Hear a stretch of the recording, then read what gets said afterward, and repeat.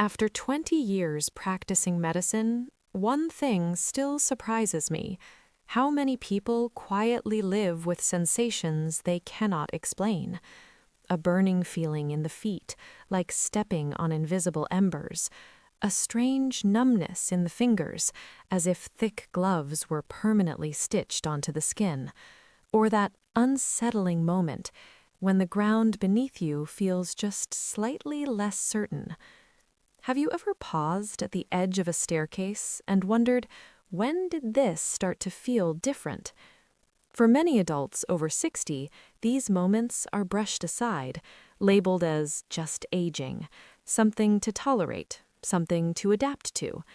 But research suggests something far more intricate may be unfolding beneath the surface, because inside your body, your nervous system is not aging quietly. It is communicating. Imagine for a moment a vast network of microscopic pathways, like delicate threads of light, carrying messages from your brain to every corner of your body. Every step, every grip, every sensation depends on this network functioning smoothly. But what happens when those signals begin to distort? Studies indicate that changes in nerve function can alter how these signals are transmitted: measured tone, sometimes amplifying them into pain, other times dimming them into numbness. It's not randomness, it's disruption, like a flicker in a light bulb that once shined steadily. And here is where the story becomes deeply personal, because these sensations are not just physical. They quietly shape choices: how confidently you walk, how firmly you hold, how freely you move through your day.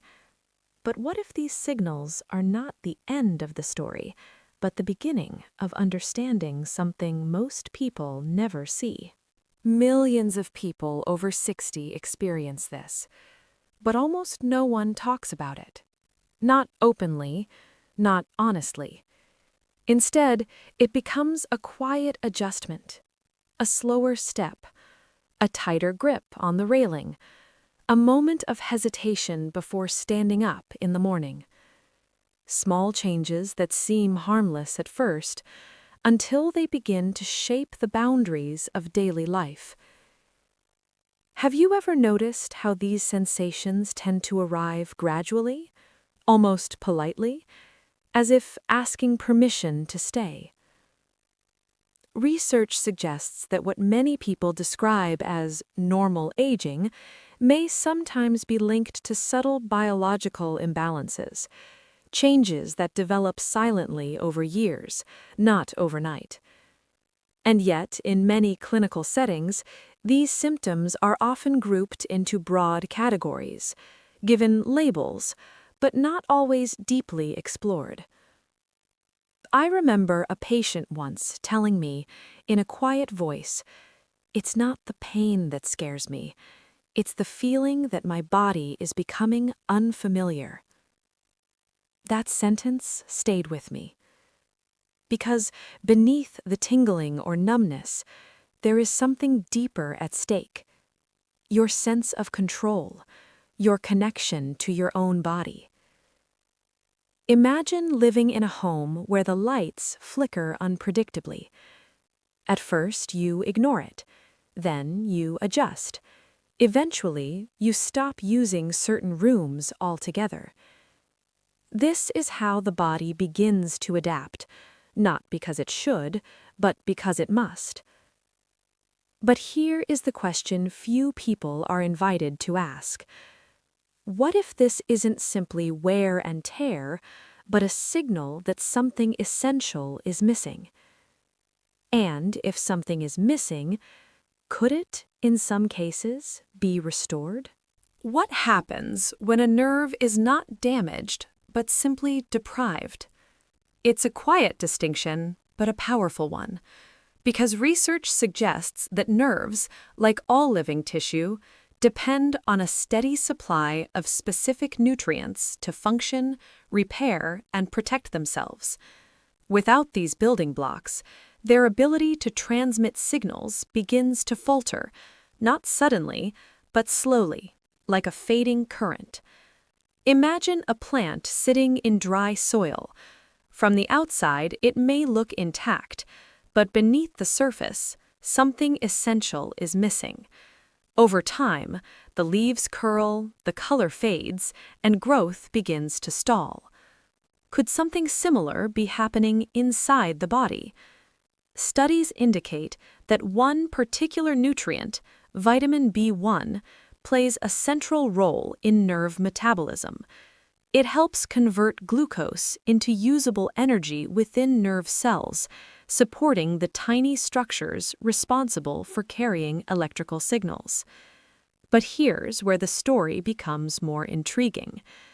As we age, scientists have observed that the body's ability to absorb and utilize certain nutrients may decline. Not dramatically, but enough to create subtle deficiencies over time. Deficiencies that are rarely obvious in standard testing, yet may still affect how nerves behave. So the question becomes, what if the issue is not that the nerve is broken, but that it's underpowered, like a wire carrying too little current to keep the signal alive? And if that's true, then restoring that internal energy supply might change how those signals are experienced.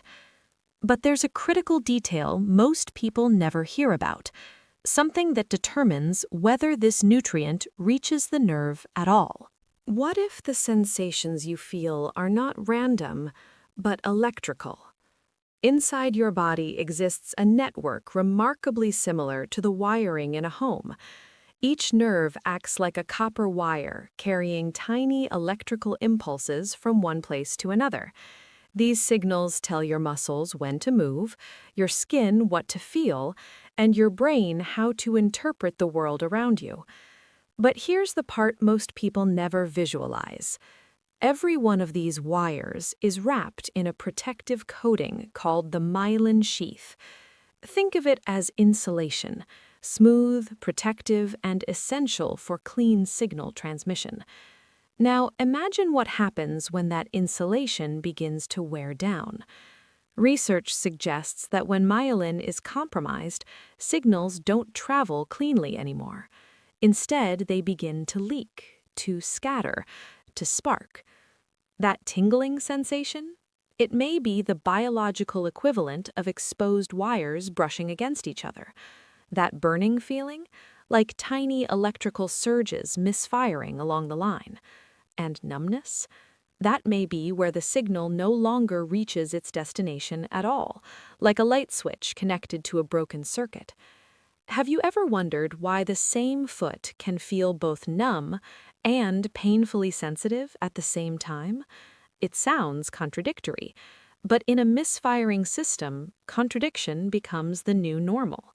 Like a house where one room flickers while another goes completely dark.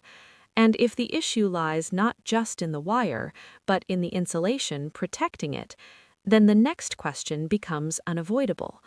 What does it take to rebuild that protection? But even when the body is given what it needs, something unexpected can stand in the way. In fact, research suggests there are two quiet roadblocks that often prevent nutrients from ever reaching the nerves at all. The first begins in a place most people never think about, the stomach. As we age, studies indicate that stomach acid production can gradually decline, not enough to cause obvious symptoms, but enough to change how nutrients are broken down and absorbed. Certain vitamins, especially those involved in nerve health, require this acidic environment to be properly released from food. Without it, it's as if the nutrients remain locked away, present but inaccessible, like fuel sitting in a sealed container that the engine cannot open. The second roadblock is even more subtle. Many commonly used medications, such as those for fluid balance, blood sugar, or acid reflux, have been observed to influence how nutrients are retained or excreted in the body. Some may increase the rate at which water-soluble vitamins are flushed out, quietly, consistently, over time. Have you ever taken something meant to help without realizing it might also be taking something away? It's not intentional, it's not dramatic, but the effect can accumulate like a slow leak in a system designed to stay balanced. And this creates a fascinating paradox. Even when someone is eating well, even when they believe they are nourishing their body, the nerves may still be receiving less than they need. So the question becomes, what if it's not just about what you take, but whether it can actually reach where it matters most? This is where the story takes an unexpected turn, because not all nutrients behave the same way inside the body. Some dissolve easily in water, traveling quickly through the bloodstream before being filtered and excreted. Others interact differently, moving more slowly, integrating into tissues, lingering where they are needed. And research suggests this difference may matter more than most people realize, particularly when it comes to nerve tissue. You see, nerves, especially their protective layers, contain a significant amount of fat. This creates a unique environment, one that does not always readily accept water-soluble compounds. Imagine trying to wash oil off your hands using only water. It slides off, never quite connecting.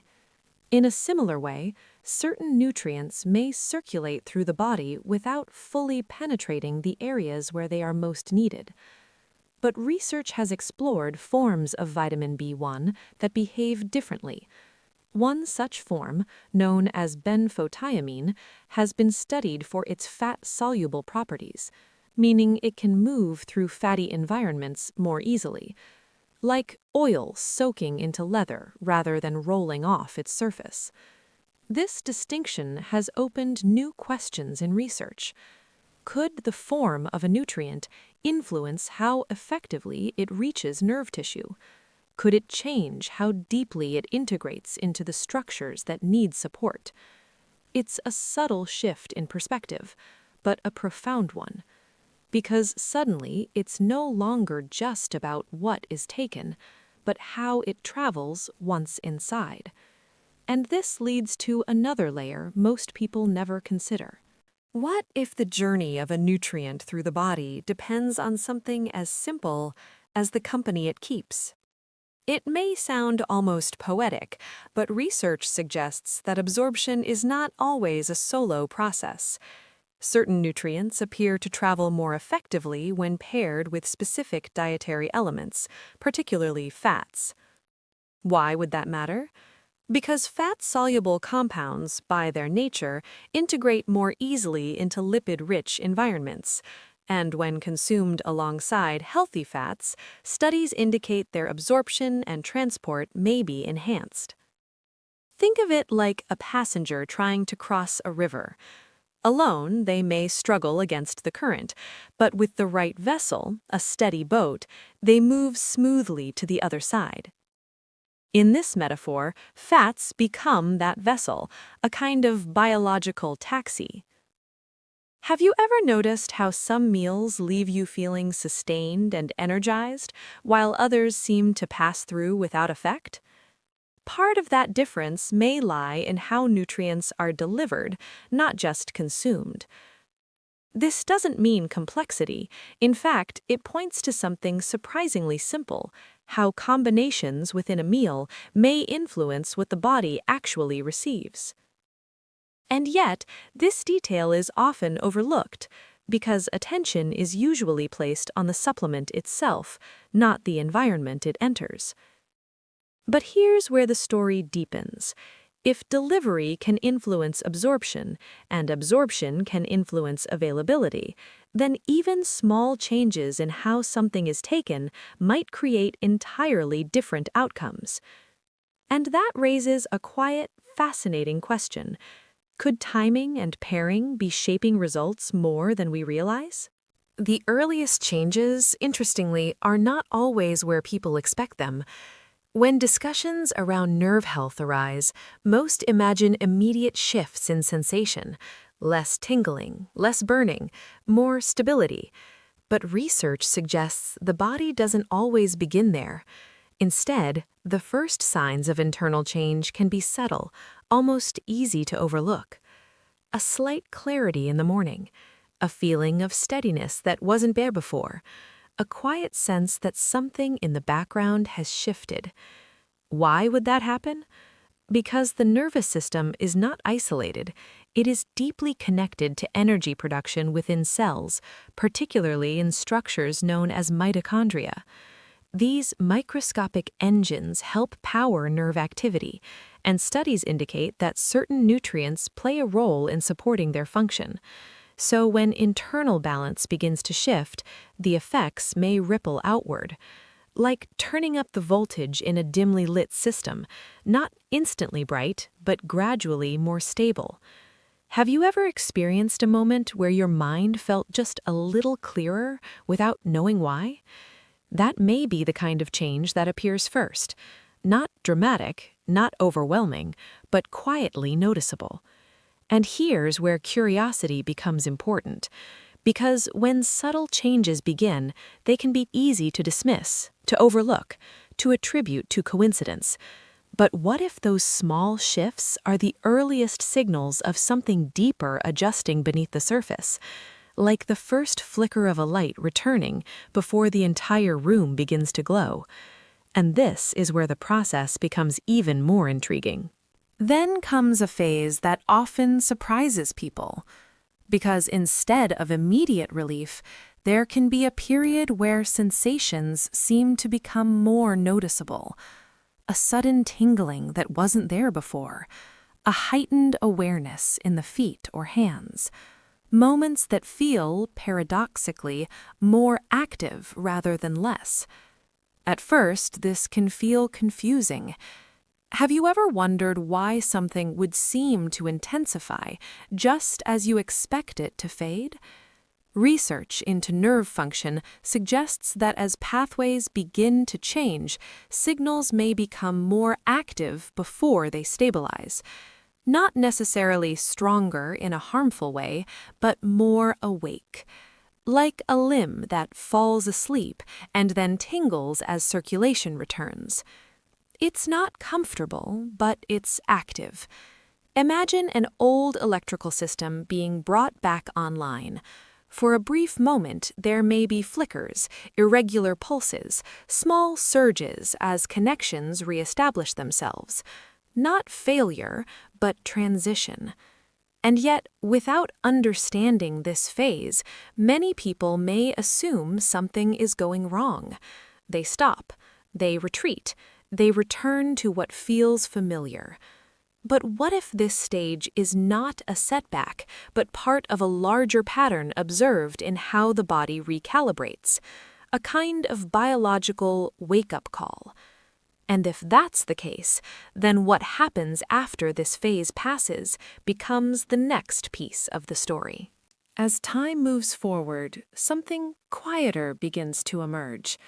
Not a sudden transformation, but a gradual return of trust. The kind of trust you feel when stepping onto solid ground without hesitation. When your foot meets the floor and there is no second thought, no flicker of uncertainty. Research suggests that when nerve function stabilizes, the signals traveling through the body become more consistent, less scattered, less distorted. And consistency changes everything. Because it's not just about sensation, it's about confidence. Have you ever noticed how much of daily life depends on small, unnoticed certainties? Gripping a cup without thinking, walking across a room without scanning for support, resting at night without distraction from subtle discomforts. These are not dramatic victories, but they shape dignity, like a background noise that slowly fades until one day you realize it's gone. Studies indicate that when internal systems regain balance, the body doesn't announce it loudly, it reveals it quietly, through ease, through fluidity, through the absence of interruption. And perhaps that's the most profound shift of all. Not adding something new, but removing what was interfering all along. But even as this possibility unfolds, one final question remains. Because understanding something is one thing, choosing what to do with that understanding is something else entirely. At the end of all this, there is a quiet moment of reflection. Not urgency, not pressure, just a choice. Because the body, in many ways, is constantly communicating through sensations, through changes, through signals that are easy to overlook until they become impossible to ignore. And research continues to explore how these signals connect to deeper biological processes, how nutrients, absorption, and cellular function may influence what we feel day to day. But here is the part that matters most. Awareness changes perspective. Have you ever looked back and realized that something you once accepted as normal was actually a message waiting to be understood? Like a whisper that only becomes clear when you finally stop to listen. The experience of aging is not a single fixed path. It is shaped by countless small variables, many of which science is still uncovering. And within that uncertainty, there is also possibility. Not certainty, not guarantees, but the possibility that some aspects of how we feel are not simply endpoints, but processes still unfolding, like a story that hasn't fully revealed its final chapter. So the question gently returns to you. Will these signals be dismissed as background noise or explored as something meaningful? Because sometimes the most important changes begin not with action, but with understanding. And this is where the story truly becomes your own.